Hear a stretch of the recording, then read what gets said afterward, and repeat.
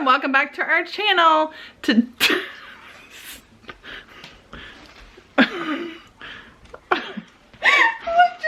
happened? Allison, no, don't record me.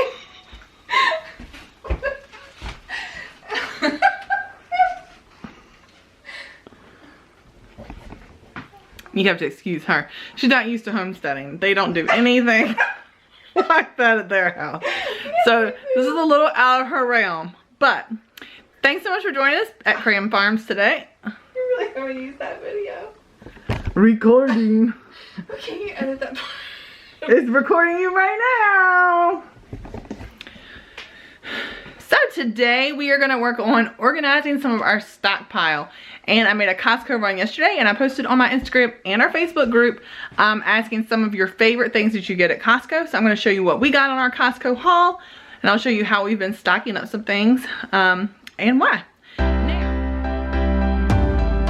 you might remember that we have moved, and because of that, space is limited. You'll see I have started taking down some of my stockpile here. We have food stored all around this room, and because of that, I've got to come up with some ways to store this a little bit more effectively, because I found that I had like maple syrup here, maple syrup stored in the closet, and something under my bed. And so we are going to be organizing, getting all this together today so we can take all these foods, put them together so I can have my stockpile more easily organized. So I'm going to take you along with me, and I want to encourage you, even if you're in a small space, don't be discouraged. You can still stockpile and keep food on hand for your family to have, whether it be an illness or, you know, like we have 2 kids with disabilities, and sometimes it's not as easy for me to run out to the store as soon as I need something. I like having these things on hand so that I'm prepared no matter what. So stay tuned with us today, and I'll let you see how we get all of this done.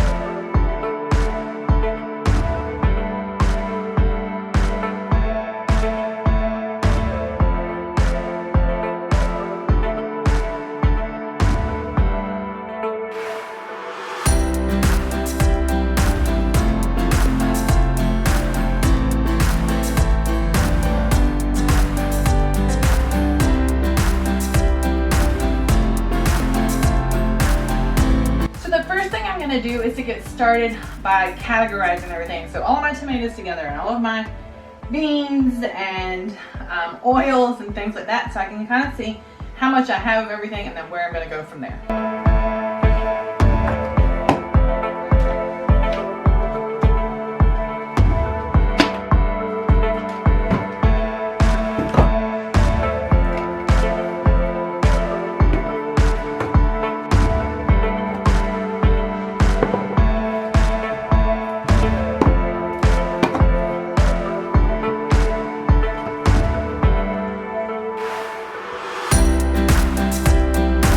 I told you we have stuff stuck everywhere.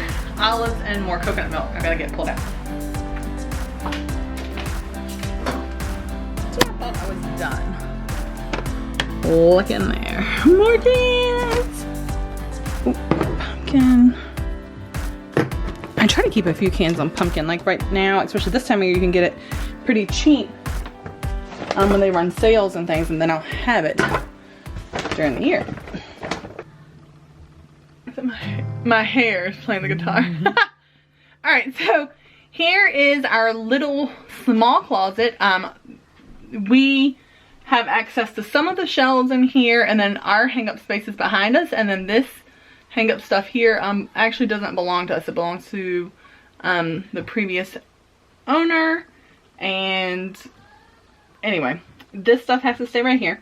So what I'm doing is making use of the shelves as much as I can for food storage, because in the place that we are living, it is shared. Someone else lives here, not just us. She's gracious enough to let us stay here while we are selling and building our house. So you can see this shelf I have devoted to our maple syrup. So organic maple syrup here.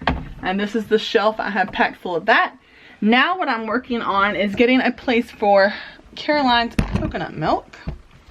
And so we use her coconut milk in her tube feeds.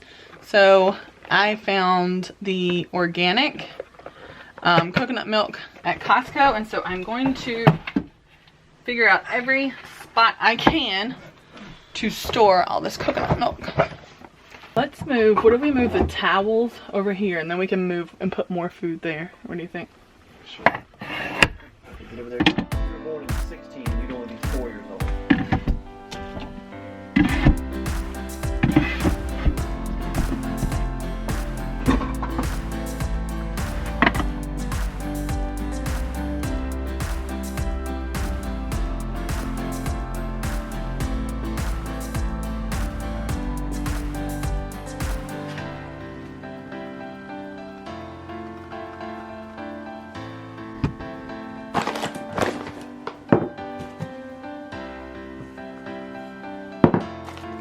This is kind of like my tea and almost like my baking basket. I've got honeys, like some flavored honeys in here, our homemade vanilla.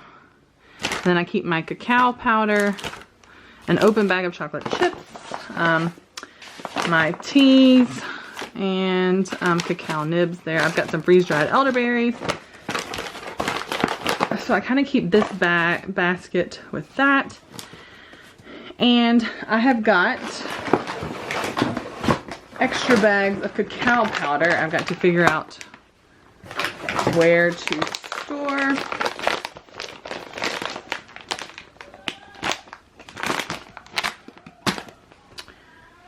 And I have a third bag. I'm using that for a recipe.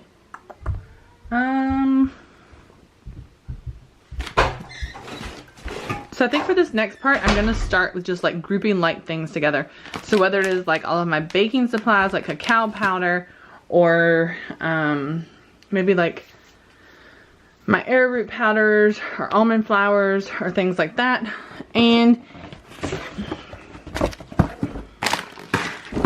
you don't even have to have like a fancy box. I am just seriously using the box that came from Costco that the maple syrup was in. I'm gonna use that, and I'm gonna just put things in it. You can put cans in it or whatever, and I'm just gonna slide this under my bed once it's full. A random applesauce pack.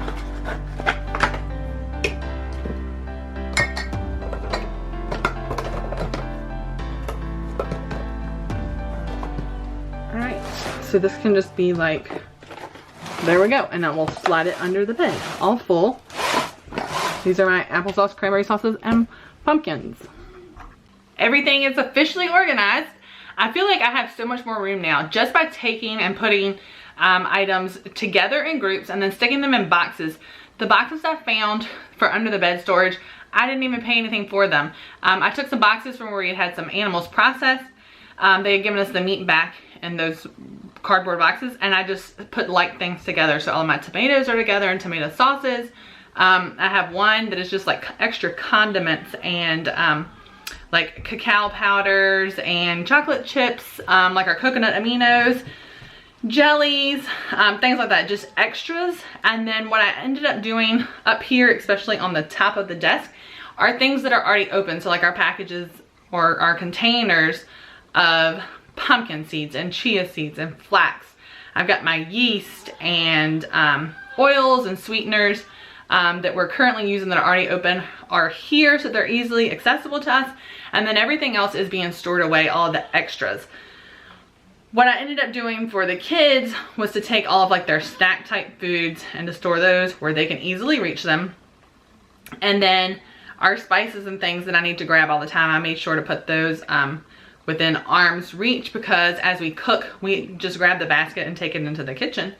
So like I said before, the house that we're living in temporarily while we're waiting on to get our homestead established and our new house built, someone else occupies this home. So it's not just, it's the 6 of us plus another family member. So there isn't space in the kitchen for us to keep all of, I mean, you have to remember, we came from our house with our huge pantry that was stocked full all the time. Plus we have like our containers, our 5-gallon bucket containers of like long-term storage things. Now we are able to store those in the basement here, and we just keep on hand kind of what we're using upstairs in our room. but there's not a lot of basement space either for us to store stuff because our whole house is stored in the basement, along with the freezers where we have our meats that have been raised on the farm, and we have some fruits and vegetables frozen down there as well. But everything else has to be stored in what serves as our bedroom. I hope this video was an encouragement to you that even if you feel like you don't have a lot of space and you don't feel like you can stockpile, I hope this shows you some ways that you can grab some boxes, grab some extra items at the store. You can just pick up like 1 or 2 things every time you're there until you get a good little pile of them. Another thing I do is if my husband works some overtime, we have a little bit of extra money, I may go and buy a 50-pound bag of sugar and go ahead and store that. Try to think of creative ways that you could stockpile, how you could find the money to stockpile, and then ways that you could stockpile. Think of the spaces as, instead of a piece of furniture, think of it as like a set of shelves. And so that's pretty much what we've done in here. We've been able to still live our lifestyle and way of eating and stockpiling just by finding different places to store it. So in our closet, we now have towels and washcloths, but we also have maple syrup and tons of coconut milk for Caroline.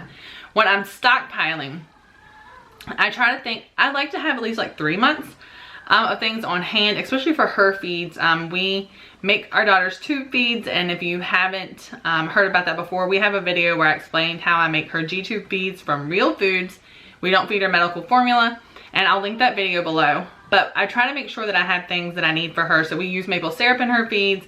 We use applesauce and the coconut milk. So things like that I try to keep on hand and make sure that I have a large supply of it, because I can't just, if something were to happen and the rest of us needed to eat whatever was available, there are some things that I need for her calories and things. And so I make sure that I have plenty of those things. We have plenty of beans and tomatoes and things. I can make chilies and soups. Fats will store for a long time. So olives, even though the kids love to snack on them, is also a healthy fat.